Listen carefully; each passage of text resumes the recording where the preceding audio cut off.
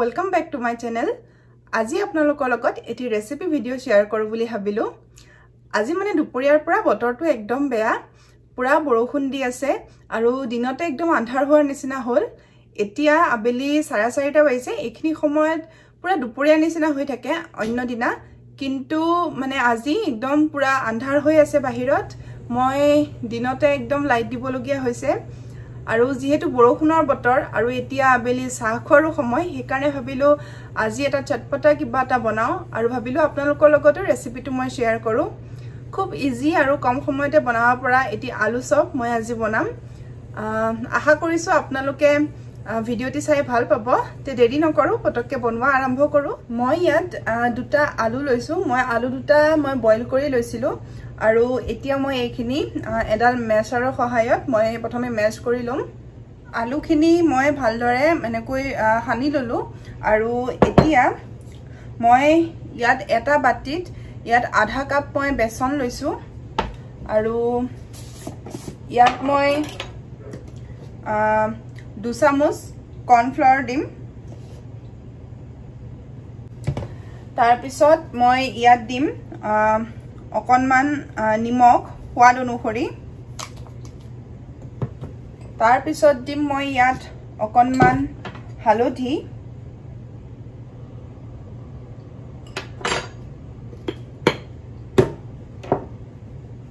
আৰু ইয়াত দিম মই অকনমান খোৱা সোডা। ইয়াত মই আধা চামুচ খোৱা সোডা দিছো আৰু গুটেইখিনি মই ভালদৰে মই মিলাই লম।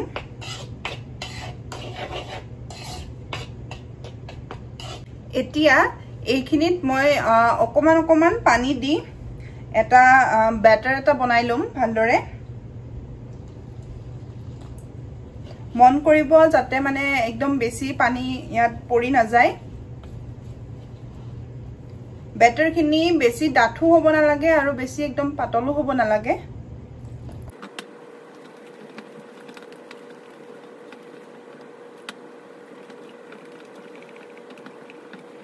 এইখিনি মোৰ বেটাৰখিনি মই একদম বেছি পাতলো কৰা নাই আৰু একদম ডাঠু কৰা নাই। আৰু এতিয়া এইখিনি মই এটা সাইডত থৈ দিম অকমান সময়ৰ কাৰণে। এতিয়া মই ভালদৰে আলুৰ মছলাখিনি মই বনাই লম। তাৰ কাৰণে মই ইয়াত যিখিনি আলু মই হানি থৈ দিছিলো সেইখিনি লৈছো আৰু এইখিনি অকনমান মছলা লৈছো। এইখিনিত মই লৈছো অকনমান জিৰা আৰু দুটা শুকান জলকীয়া মই অকনমান ভাজি লৈছো। তাৰ পিছত মই এইখিনি গুড়া কৰি লৈছো। তাৰ পিছত লৈছো ইয়াত অকনমান মই পিয়াজ লৈছো, অকনমান লৈছো আদা নহৰুৰ পেষ্ট আৰু এইফালে অকনমান লৈছো মই চাট মছলা আৰু সোৱাদ অনুসৰি নিমখ। আৰু এতিয়া এই গুটেইখিনি মই ভালদৰে এখন পেনত মই ভাজি লম।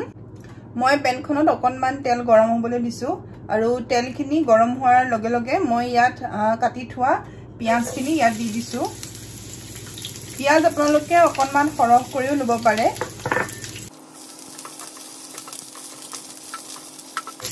আৰু পিয়াজখিনি একেবাৰে ৰঙচুৱাকৈ নাভাজিলেও হ'ল, অকমান সময় ভাজি ললেই হ'ল পিয়াজখিনি। আৰু এতিয়া ইয়াত আদা নহৰুৰ পেষ্টখিনিও মই ইয়াত দি দিম।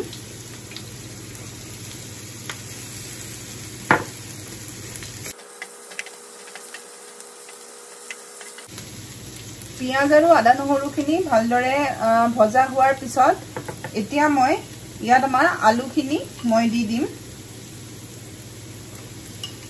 আলুখিনি মই বইল কৰি লওঁতে অকনমান মানে নিমখ দি বইল কৰি লৈছিলো, গতিকে মন কৰিব যাতে নিমখৰ পৰিমাণটো একদম বেছি হৈ নাযায়। আৰু তাৰ লগতে মই এতিয়া আমাৰ যিখিনি মছলা জিৰা আৰু শুকান জলকীয়াৰ সেইখিনিও মই ইয়াত দি দিম। শুকান জলকীয়াৰ ভজা গুড়াটো দিলে আচলতে ইয়াৰ টেষ্টটো খুব ধুনীয়া আহে। মই প্ৰথমে জলকীয়া দুটা অকনমান এনেই ভাজি লৈছিলো, তাৰ পিছত মই গুড়া কৰি লৈছো।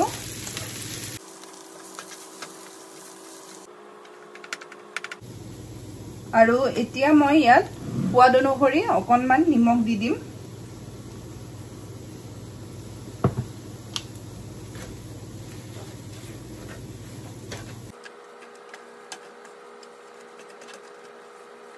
আৰু নমুৱাৰ অকণমান আগে আগে মই ইয়াত 1 চামুচ চাট মছলা দিম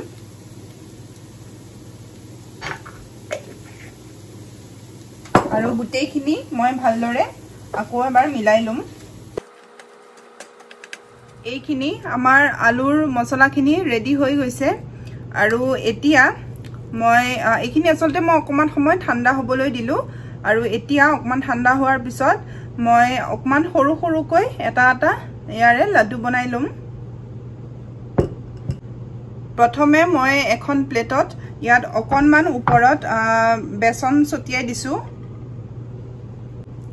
আৰু এতিয়া এখন হাতত অকনমান মই আলুৰ মছলাখিনি লৈ সৰু সৰুকৈ এটা মই বল বনাম আৰু এটাকৈ মই ইয়াত থৈ যাম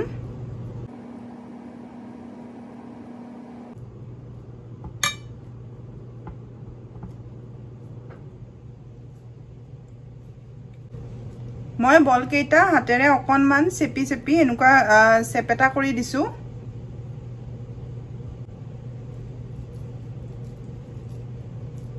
ঠিক সেইদৰে আমি গুটেই কেইটা বল এনেকৈ সৰু সৰুকৈ চেপেটা কৰি কৰি এনেকৈ বনাই লম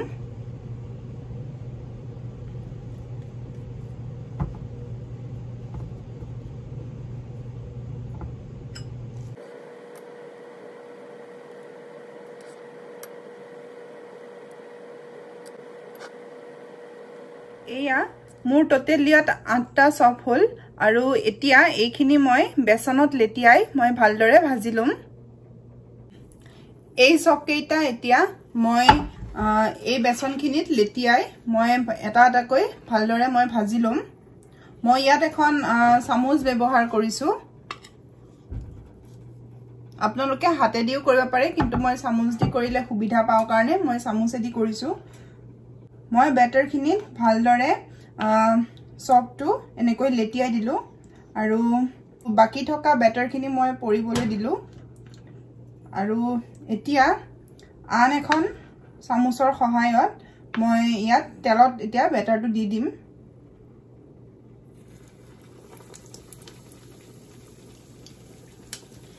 ঠিক সেইদৰে মই বাকি কেটাও এনেদৰে মই বনাই লম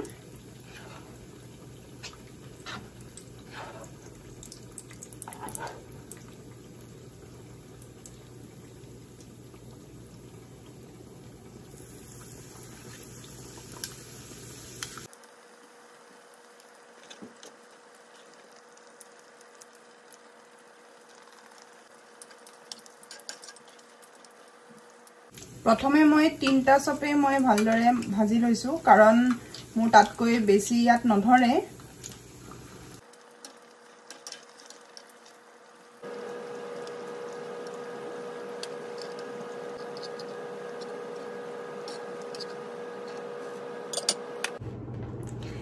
এয়া মোৰ আলুৰ চপ ৰেডি হৈ গল একদম গৰম গৰম একদম ইজি সিম্পল আৰু কম সময়তে বনাব পাৰি আৰু খাবলৈ বহুত টেস্টি হয় আপোনালোকে ঘৰত এবাৰ নিশ্চয় ট্ৰাই কৰি চাব বিশেষকৈ মানে বৰষুণৰ বতৰত বা উইন্টাৰত গৰম চাহ বা যিকোনো কফিৰ লগত খাবলৈ আৰু বেছি ভাল হয় আপোনালোকে ঘৰত বনাই চাব আৰু আজিৰ ৰেচিপিটো কেনেকুৱা পালে মোক কমেন্ট বক্সত জনাব যদি ভাল পালে তেতিয়া হলে এটা লাইক নিশ্চয় কৰি দিব লগতে শেয়াৰ কৰিব আৰু মোৰ চেনেলটো সাবস্ক্ৰাইব কৰিবলৈ নাপাহৰিব কাষত থকা বেল আইকনটো ক্লিক কৰি দিব আগলৈ আৰু নতুন নতুন এনেকৈ ৰেচিপি বা যিকোনো ভ্লগ মই লৈ আহিম আপোনালোকৰ মাজলৈ আজিলৈ ইমানতে সামৰিছো বাই বাই